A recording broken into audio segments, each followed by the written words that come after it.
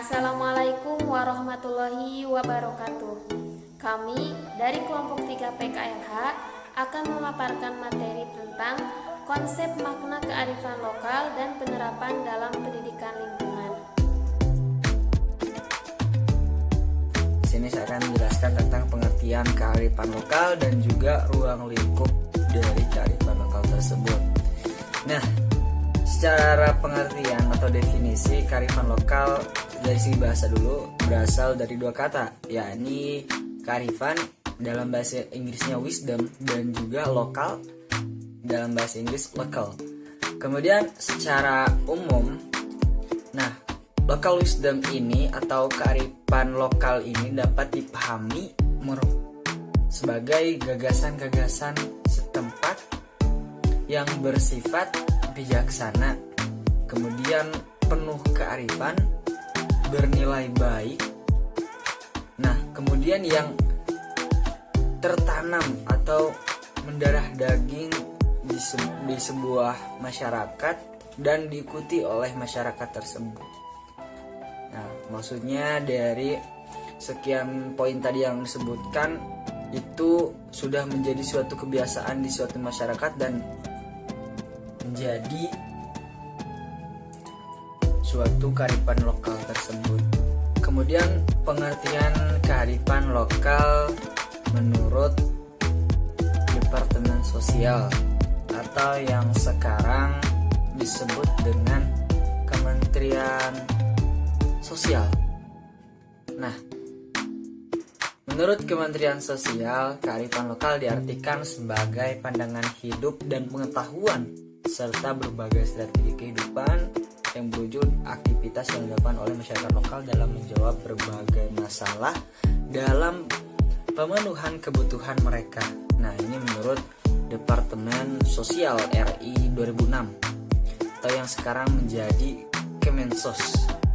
Nah, menurut para ahli, menurut Petra Sawacana, kearifan lokal merupakan seperangkat pengetahuan yang dikembangkan oleh suatu kelompok masyarakat setempat, maksudnya komunitas yang terhimpun dan terangkum dari pengalaman panjang manusia menggeluti alam dalam ikatan hubungan yang saling menguntungkan antara kedua belah pihak, yakni manusia dengan lingkungan secara berkelanjutan dan dengan ritme yang harmonis. Kemudian dari definisi kearifan lokal tersebut yang sudah dijelaskan sebelumnya, baik secara bahasa maupun para ahli ataupun oleh Departemen Sosial. Nah, di sana menyeratkan beberapa konsep. Yang pertama, yakni kearifan lokal adalah sebuah pengalaman yang panjang yang dinamakan sebagai petunjuk perilaku seseorang. Jadi, suatu kearifan lokal itu dibentuk dari suatu pengalaman yang panjang, bukan dengan waktu yang sedikit. Itu yang saya tangkap. Kemudian yang kedua, kearifan lokal tidak lepas dari lingkungan pemiliknya. Nah, di sini kita bisa ambil kesimpulan, maksudnya yakni suatu kearifan lokal yang ada pada suatu daerah tidak terlepas dari kondisi lingkungan tersebut.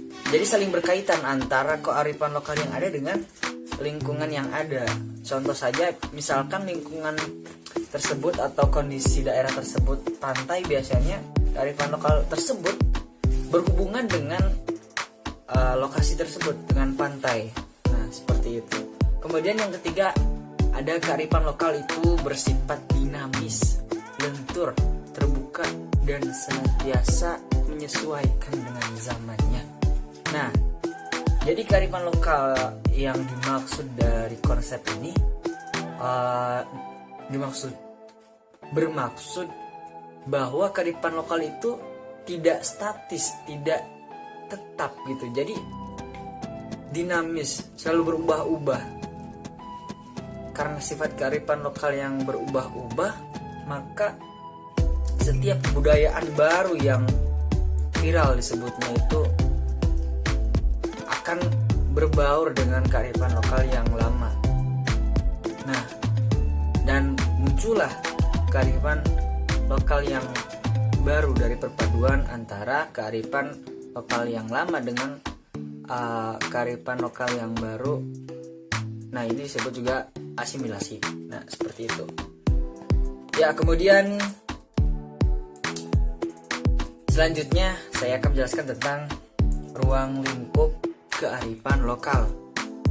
Nah, ruang lingkup kearifan lokal ini merupakan suatu fenomena yang luas dan komprehensif.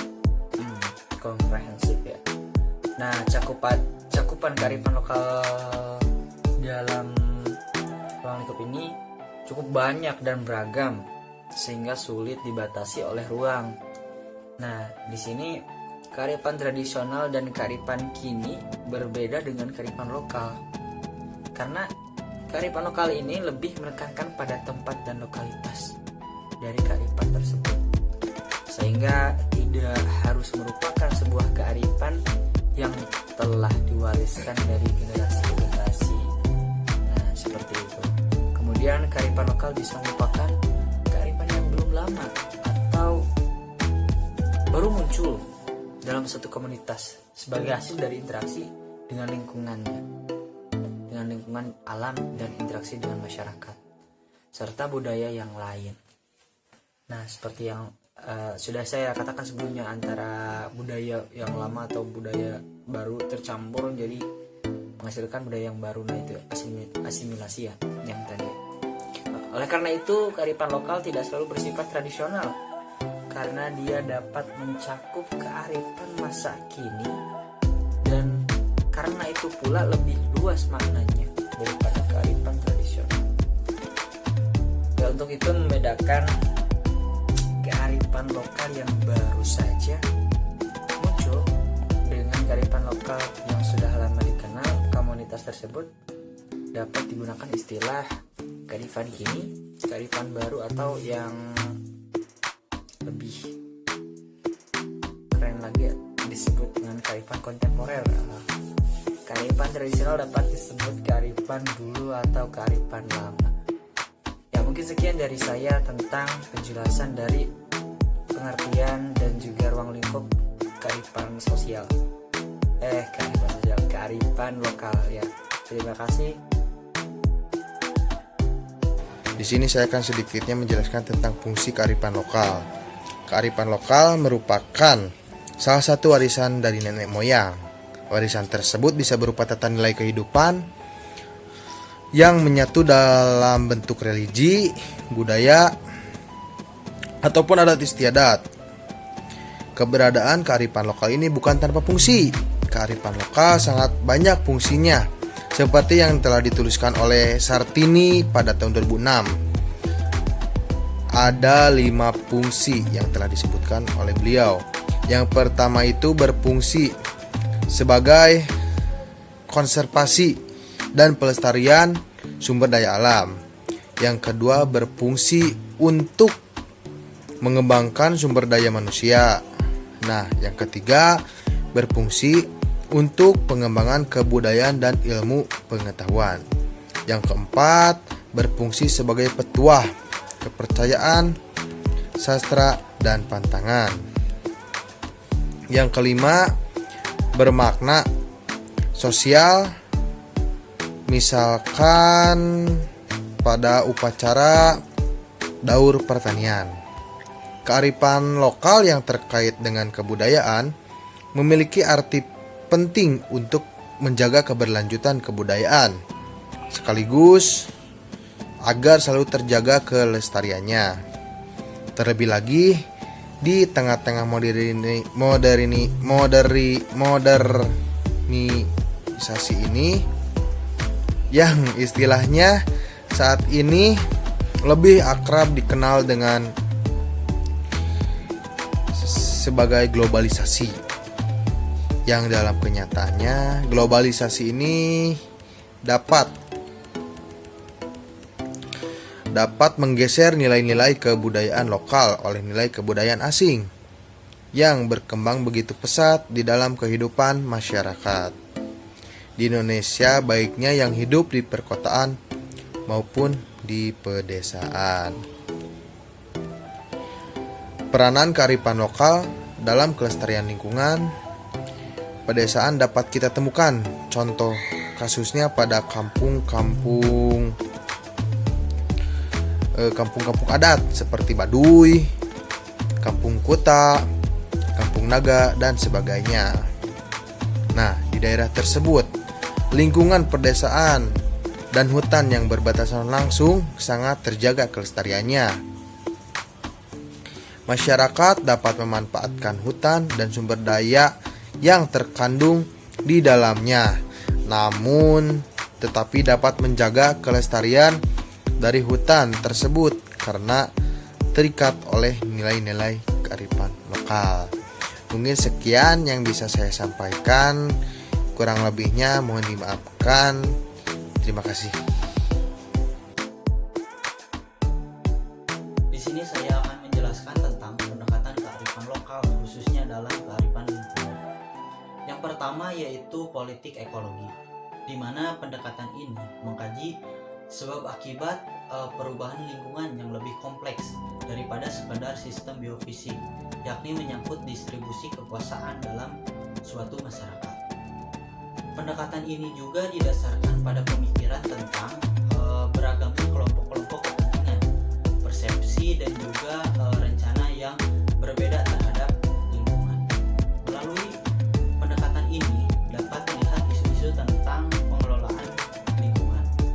Dan yang kedua yaitu human welfare ecology, di mana pendekatan ini menurut Eckersley pada tahun 1992 menekankan bahwa kelestarian lingkungan tidak akan terwujud apabila tidak terjaminnya keadilan lingkungan, khususnya terjaminnya kesejahteraan masyarakat, pengelolaan sumber daya alam, dan juga yang lebih memberikan peluang dan kontrol bagi daerah, masyarakat lokal dan petani untuk mengakses sumber dayanya.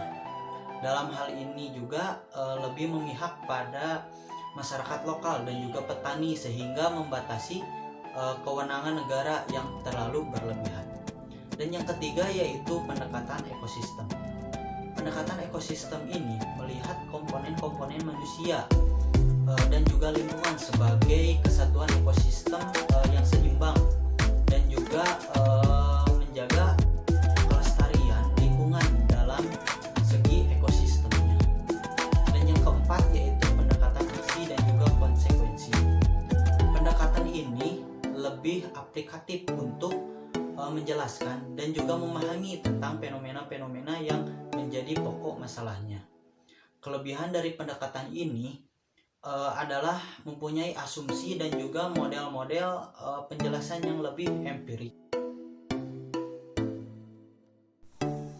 Selanjutnya materi tentang kearifan lokal dalam pengelolaan lingkungan.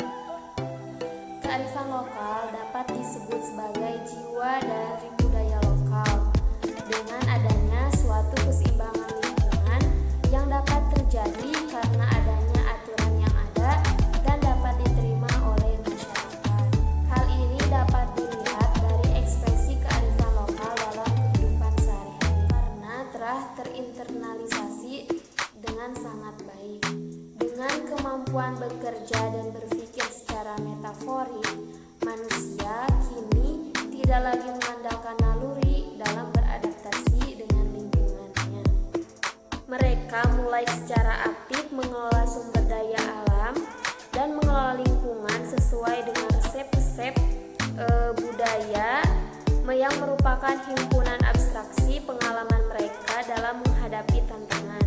Manusia mengembangkan kearifan lingkungan yang berwujud ideasional berupa pengetahuan, ide, norma adat, nilai budaya, dan lain-lain sebagai hasil abstraksi pengalaman yang dihayati oleh segenap masyarakat pendukung dan menjadi pedoman untuk memilih, memahami, memilah gejala yang dihadapi, serta memilih strategi bersikap maupun bertindak dalam mengelola lingkungan yang tepat dalam usaha untuk mewujudkan kearifan lingkungan adalah dengan mengkaji kembali masalah yang ada di masyarakat tentang usaha mereka keseimbangan kehidupan dan lingkungannya. Tradisi dan aturan lokal yang tercipta dan diwariskan secara turun-temurun dapat merupakan materi penting bagi penyusunan kebijakan lingkungan yang baru. Kriteria kearifan lokal yang terkait dengan perlindungan dan lingkungan hidup terdiri dari: pertama, nilai-nilai luhur yang berlaku dalam tata kehidupan masyarakat. Dua, melindungi dan mengelola lingkungan hidup secara lestari dan berkelanjutan. Kriteria pengetahuan tradisional terkait perlindungan dan pengelolaan lingkungan hidup secara garis besar adalah sebagai berikut. Dihasilkan, dipresentasikan, dikembangkan, dilestarikan, serta ditransmisikan dalam konteks tradisional dan antargenerasional. Dua, dapat dibedakan secara nyata dan diakui menurut kebiasaan sebagai berasal dari suatu komunitas masyarakat hukum adat. Ketiga, merupakan bagian integral dari identitas budaya masyarakat hukum adat. Dan yang terakhir, diwariskan dari generasi ke generasi. Perkenalkan, saya Soperi Santi, NPM 192170111. Di sini saya akan memaparkan mengenai kearifan lokal dalam pengelolaan sumber daya alam. Langsung saja, seperti yang kita ketahui, masyarakat setempat yang menerapkan cara hidup tradisional di daerah khususnya pedesaan yang nyaris tak tersentuh oleh teknologi, biasanya kita kenal sebagai masyarakat tradisional ataupun penduduk asli. Nah, biasanya masyarakat setempat seringkali menganggap dirinya itu sebagai penghuni asli kawasan tersebut. Nah, sehingga kondisi demikian itu menimbulkan perbedaan rasa kepemilikan antara masyarakat asli ataupun pribumi dengan penghuni baru yang berasal dari luar. Sehingga biasanya masyarakat setempat ini menjadi rekan yang tepat dalam konservasi. Nah, seperti yang kita ketahui juga, semakin banyak masyarakat yang berinteraksi dengan kehidupan modern, maka sistem nilai mereka akan telah terpengaruhi juga, dan diikuti dengan penggunaan barang dari luar yang akan menyebabkan pergeseran nilai yang beresiko terhadap melemahnya kedekatan masyarakat asli dengan alam sekitarnya. Nah, bisa juga menimbulkan lunturnya etika konservasi setempat. Nah, biasanya masyarakat tradisional ini lebih mengenal dengan baik bagaimana cara mengkonservasi lingkungan di sekitarnya. Mereka itu hidup dalam berbagai ekosistem yang ada di daerah setempat dan telah lama hidup berdampingan dengan alam secara harmonis sehingga mengenal berbagai cara memanfaatkan sumber daya alam secara berkelanjutan. Nah, berkaitan dengan hal itu, maka Nababan dalam Suhartini tahun 2009 ini mengemukakan prinsip-prinsip konservasi sumber daya alam secara tradisional sebagai berikut. Yang pertama ada rasa hormat yang mendorong keselarasan antara hubungan manusia dengan alam. Nah, yang kedua, rasa memiliki ingin mengikat semua warga untuk menjaga kelestarian ataupun mengamankan sumber daya alam bersama dari pihak luar. Yang ketiga ada sistem pengetahuan masyarakat yang memberikan kemampuan untuk memecahkan masalah-masalah yang mereka hadapi dalam memanfaatkan sumber daya alam yang terbatas. Yang keempat ada daya adaptasi dalam penggunaan teknologi sederhana yang tepat guna dan hemat energi sesuai dengan kondisi alam setempat. Nah, yang kelima ada sistem alokasi dan penegakan aturan-aturan adat yang bisa mengamankan sumber daya alam milik bersama dari penggunaan yang berlebihan. Nah, dalam hal ini pastinya juga masyarakat tradisional ini sudah memiliki peranata dan hukum adat yang mampu mengatur semua aspek kehidupan bermasyarakat dalam satu kesatuan sosial tertentu. Nah, yang terakhir ada mekanisme pemerataan distribusi hasil panen ataupun sumber daya alam bersama yang dapat mencegah munculnya kesenjangan yang berlebihan. Mungkin hanya itu materi dari